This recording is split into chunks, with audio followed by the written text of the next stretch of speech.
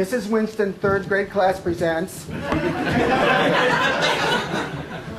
Hello and welcome to New York City Atheists, live on tape, brought to you by New York City Atheists Incorporated. I'm your host, Dennis Horvitz, the David Letterman of the Hopelessly Damned. Sex and drugs and rock and roll. That's a subject that some people look upon with trepidation and others of us look upon with fond memories. We're going to deal with only one of those three topics today. We'll never know. And hopefully we'll get to the other two in other shows, but you probably have to show them later in the evening, if you know what I mean. Our guest today is Bob Costa, who was a New York City Atheist discovery.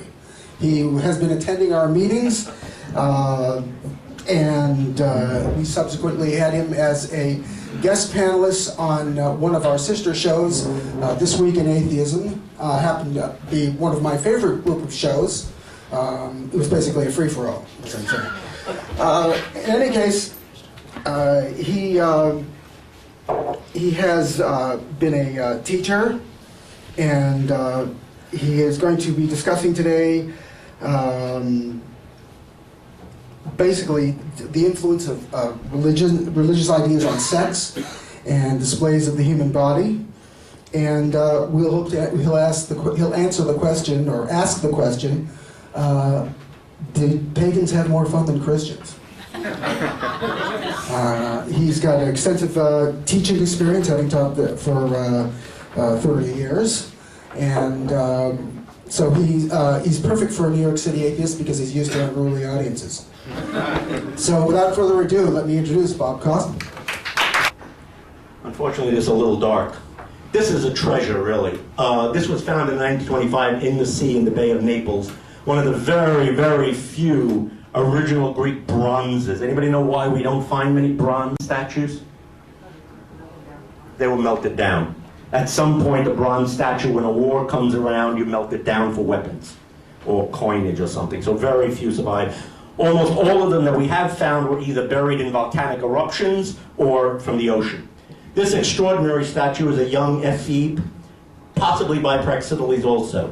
You might want to read Andrew Stewart's Art, Desire, and the Body in Ancient Greek, the body as ideology. This statue is not nudity, it's an ideological statement about what a young man is supposed to be, how he's supposed to look, and how he's supposed to function in Greek society as both an object of desire and as a potential friend, citizen, and warrior.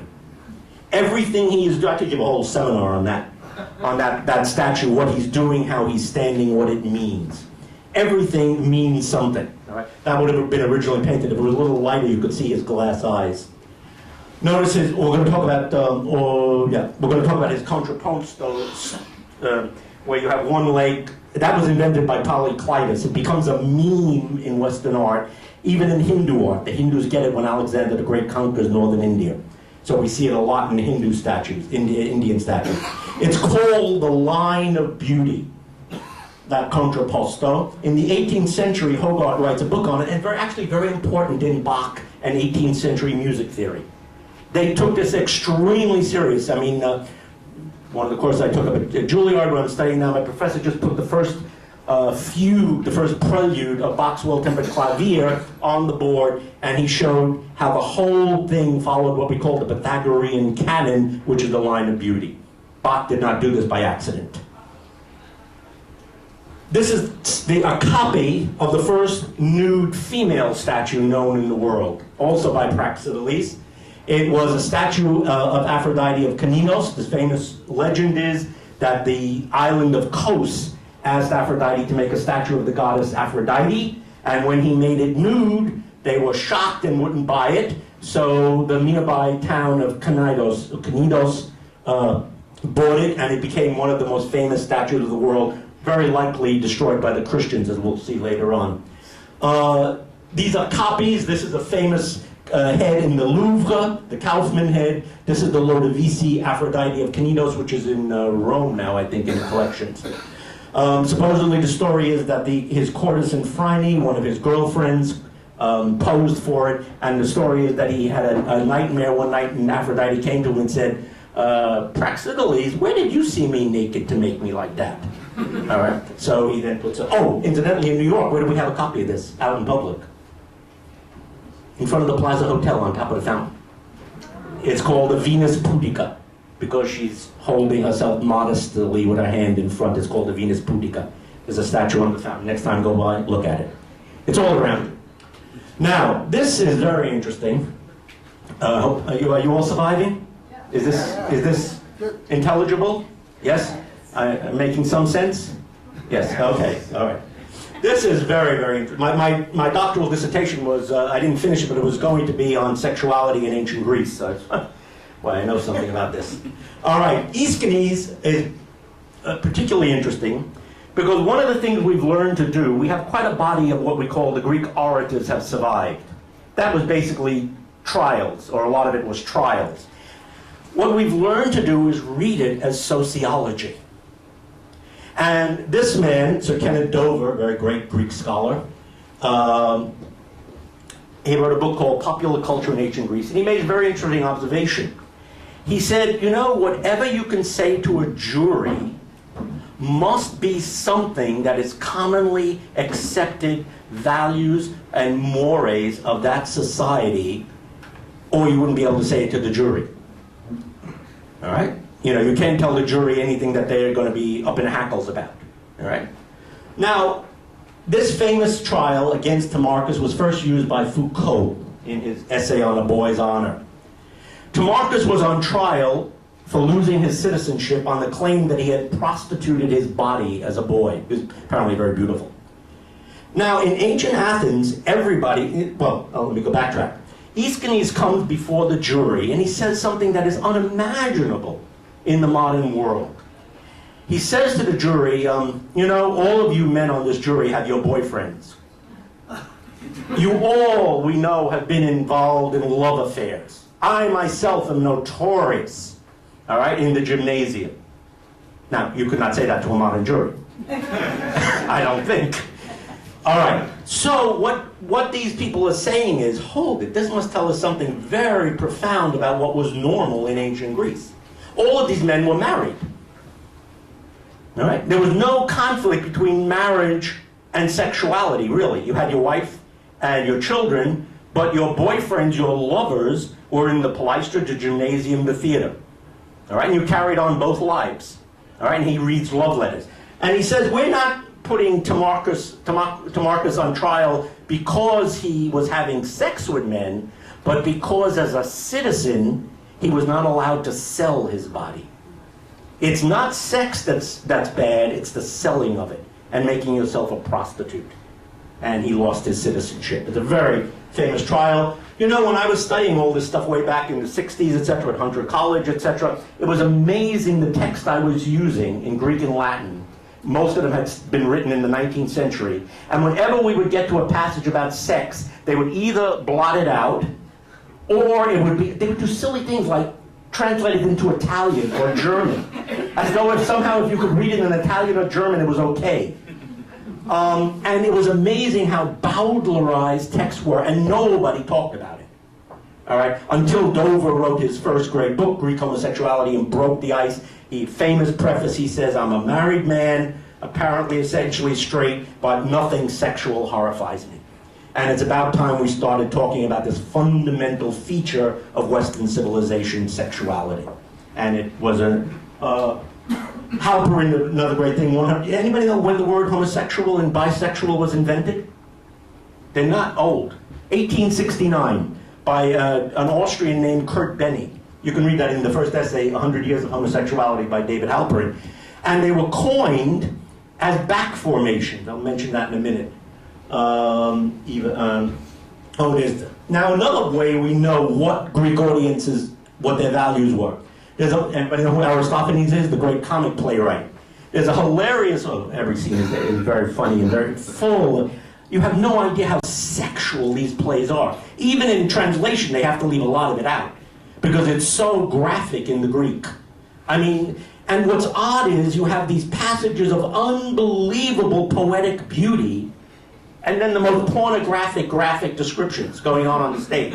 Incidentally, you have to remember in Greek comedy, all the actors came out with massive phalloi as costumes. big penises, padded penises.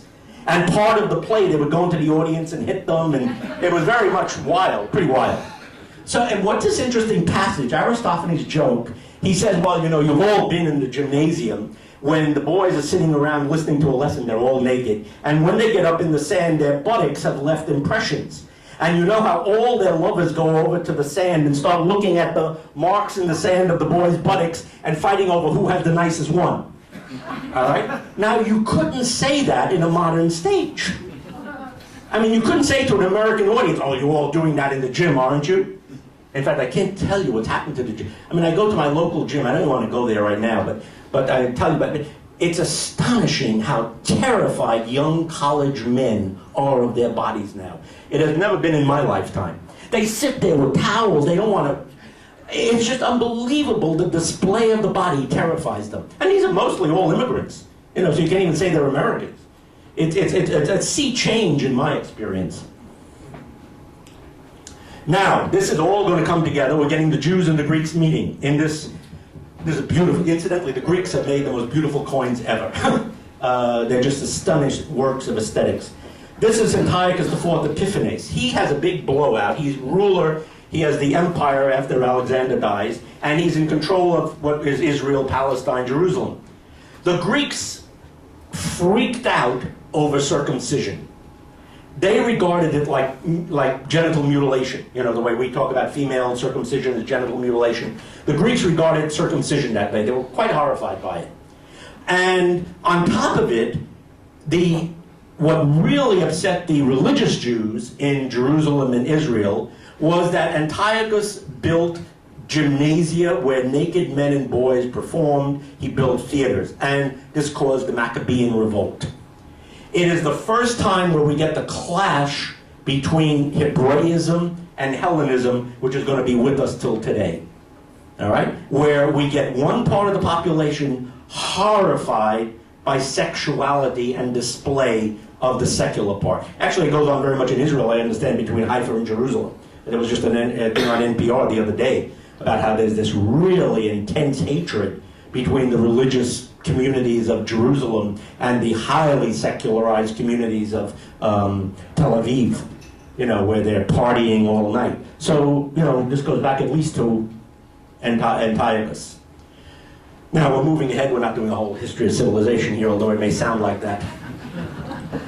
All right, we get to one of the great, as Jeffrey Desonquois used to say, I remember he came out of the tutorial once and he said, I wanted to tease him, so on the top of my essay, it was the Feast of the Conversion of St. Paul, I think January 28th. So I just put it on there to get Jeffrey's ire up. So he comes out of the back room and he says, you know, he said, St. Paul is one of the great enemies of mankind. I mean, maybe the greatest. And he said, you know, one of the worst passages in the Acts of the Apostles is when there's that storm at sea and St. Paul is on board. And you're just hoping the ship goes down. And they pray to their gods, and that stupid captain makes the decision to throw the cargo overboard and save Paul. One of the great turning points of history. Now, Caravaggio's great picture in Santa Maria del Popolo in Rome. What does he do? Paul, very fundamentally, is not a native Israelite. He's bicultural, bilingual, possibly bisexual, many people think, but we don't know.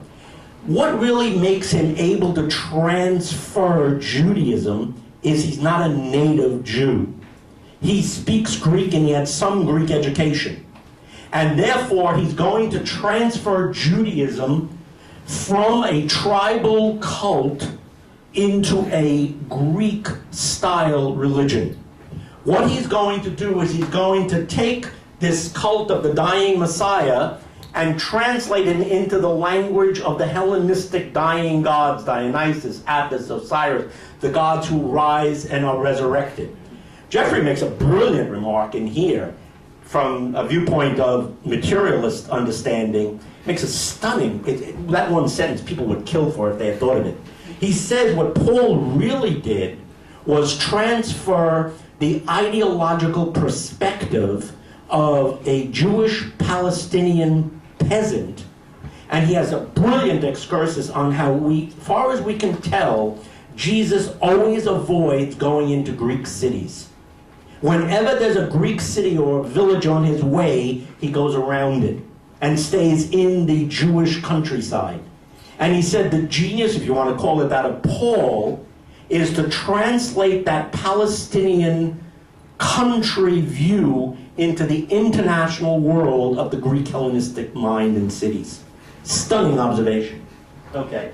Incidentally, the best place to learn about Christianity is Bart Ehrman's books now. It's a really good, he's a stunning scholar. He has tapes and all his books. He's at Chapel Hill. He's head of the religious department. He's a very, very fine scholar. All right, now this is really extraordinary. This was up at the Metropolitan Museum for a few months. The Met, unfortunately, did not buy it. By an act of the Satan, it is now in Texas forever. Nothing in it. You know, I'm not really an American, I'm a New Yorker. All right? Everything west of the Hudson frightens me. Sorry. There may be foreigners here, I know, I forgive you. Anyway, we could have had this here in the Met, and the Met blew it. Anyway, they did show it here. This is the first, apparently the first painting Michelangelo ever did at roughly the age of 13 or 14. They were conserving it. Now, look at this. Look at this, and then let's go back. Yep. Oh, how do I go back? To the left? How do I go back? The other arrow facing the other direction. The left. Advancing through history. Yes, left, the other left. Haven't taken me yet. No, no, no, it's going forward. Okay, then press this. That's going forward. Is that forward? Yeah, it's forward. How do I go back? This diagonal. There you go. Yeah, all right, well, I'm not going to try to do that. Anyway, keep in mind the pictures we had of Praxiteles nudes, where the body is conceived as healthy, athletic, normal. This is what Christianity does. All right? We are in another world where the body is the site of vermin, sickness, temptation, dirt, everything to be avoided so that we get the reward in some future, cloud where we're sitting hymning God. Now, look at this. This is one of the most important people in Western history you've never heard of, St. Anthony the Great of the Desert. He was basically a crazy, he was a lunatic. But he lived for 30 or 40 years in a cave in the Egyptian desert. And now, if you had said this to Plato or some guy in the gymnasium, they'd be like, this guy's nuts. Nobody in their right mind goes and lives in a cave and thinks that he's doing something virtuous. Covering himself with lice, thinking demons and Satan is tempting him with women, and this is a whole new ball game. All right? St. Anthony. All right? Wish he had never existed, but he did. Pachomius comes right now, and he attracts quite an attention. He's like a medicine man. So other guys start to find their own caves around his cave. It becomes quite popular. I don't know if the rents were high, but each guy found his cave. Now, Ronan gets the bright idea, gee, maybe we should have a meal in common. It's getting a little lonely in the cave after 20, 30 years here, No television, no sauna, a little boring. No books, just fighting with the devils and the demons that I'm getting sent every day. All right, so they found what we call cenobitic. Nice terms to try out at your next cocktail party. Ask anybody what they know about eremitic versus cenobitic monasticism. You won't get another invitation, but I'm used to that. Eremitic monasticism means when you actually live on your own, like St. Anthony, in your own cave. You're not a social animal. That got a little boring, so they invented, especially St. Benedict of Nursia in Italy. Italians are a little sanier, they like parties and wine. They decided to found cenobitic monasticism, where you live in more or less a common life, and he founds the Benedictines, which becomes the essential model of Western monasticism, which still has enormous influence on us. Another book you've never heard of, which has an enormous influence on us, St. Athanasius, another horrible person, but anyway, he writes a life of St. Anthony, which for over 15, 16, 17 centuries people regarded as one of the most important books to read. And what it was a hagiography, a sacred life of St. Anthony's life. And how you too should live a life like that. Now, we have come completely from the public world of the Greeks in the gymnasium, the theater, the polis, public events and celebrations, to this isolated, withdrawn world in which you morbidly think of your body as the site of sin. And how all day long, if you died, the nuns used to tell us, oh, you better get absolution today because if you walk across the street and a car hits you and you haven't been absolved, you'll go to hell. And you used to go and sweat all day long whether you would, and they tell you all these little rituals. Well, before you die, you should just say the Hail Mary and you should say this. And, you tell this to kids, it's poison. It's poison. All right. Now, 2 words here. Everybody know what asceticism is. Asceticism is the denial of the body and its pleasures in the idea that you're having some higher purpose. The way at Lent or something, or Ramadan, you don't eat all day because you're giving it up for your God. It's a sacrifice of the body. The opposite is that's hedonism. That's the pursuit of pleasure as a form of happiness. And we can debate the kinds of pleasures. And that's Michelangelo. All right. Now, none of this would have really mattered. It would have stayed in their caves in the desert. Except this guy comes along, Constantine, known as the Great. This is his famous statue in the Campidoglio in Rome. He becomes the first Christian emperor. We're going to tell you what that happened. His mother, St. Helena, was a barmaid, probably worse, if you want to. But they were all nut jobs. Their family, they murdered themselves left, right, and center. He murdered his son, their brothers, their nephews, their sisters. It was just unbelievable. If you want to read a good popular account, Jonathan Kirsch's God Against the Gods, The History of War Against Monotheism and Polytheism. He's a good journalist, and he's done his homework. It's a good retelling of the story. This is where it happened. None of you probably have seen the Milvian Bridge. I used to sit here and cry sometimes in Rome, thinking it all could have been different. This is the outskirts of Rome. There used to be a nice cafe there. I used to sit and get drunk sometimes, thinking if he had only lost that battle. On October 28th in 312, there's a civil war going on, and the young Constantine is having a battle with this guy named Maxentius.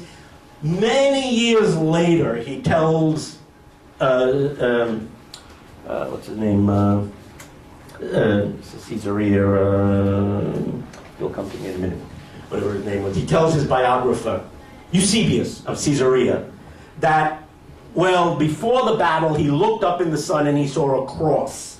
And under the cross it said in Greek, en tutoi nika, in Latin, in hoc signo vinces, in this sign you shall conquer. Apparently he said to himself, if I win, I will at least honor the Christians. He wins the battle, unfortunately. That was the Tiber, incidentally. This is the wonderful painting in the Vatican by Giulio Romano, who was the pupil of Raphael. A few months later, he published one of the most important documents in Western history, the Edict of Milan. All right, what does he say? We have no copy of it. No copy has ever been found, which makes me suspicious. But anyway, we have 2 accounts in Eusebius and Lactantius, two Christians, in which he officially gives tolerance to all religions, but very dramatically starts funding Christianity and preferring it. Now, if you can get a job, and your job as incidentally, there was no priesthood in paganism. There was no fixed clergy. Like we have rabbis and Catholic priests who are for life. They didn't have that in the ancient world. So there was no clergy there, that had a vested interest, all right? But when you start saying, hey, there's a big job over there in that church, if you want to run that church over there, somebody's going to come up and take that job. All right? Well, a lot of people came to take the job. Can I go back, Nick? Or do I go back? Page up. Oh, very good. So smart. All right. This is very important and very rarely observed. Every world religion gets spread by getting attached to an empire. Every great religion only becomes a world religion because some empire picks it up as their religion. Zoroastrianism gets attached to the Persian Empire and assassinates. Ashoka becomes a Buddhist and perpetrates Buddhism. The Chinese get Taoism and Confucianism. All the world's religion become world religions because they're really political ideologies of a particular empire. This is a stunning coin. If you have it in your basement, you probably could retire. This beautiful gold coin. And why this has so fascinated scholars, numismatists, and scholars of religion is that Constantine has this minted in the same year that he issues the Edict of Milan, saying that he's now, he doesn't say he's a Christian, but people have wondered whether he was sincere. He wasn't baptized until his deathbed. All right? So it's always been an issue. Was he sincere? Was he making a political move? Why did he become a Christian? Was he simply clever? And this is a particularly interesting piece of evidence because on this coin, he's portrayed with the sun god behind him, Sol Invictus, who was his favorite deity before he was a Christian, if he ever became a Christian. Sol Invictus meaning the unconquered sun. All right, so it's a very interesting piece of evidence.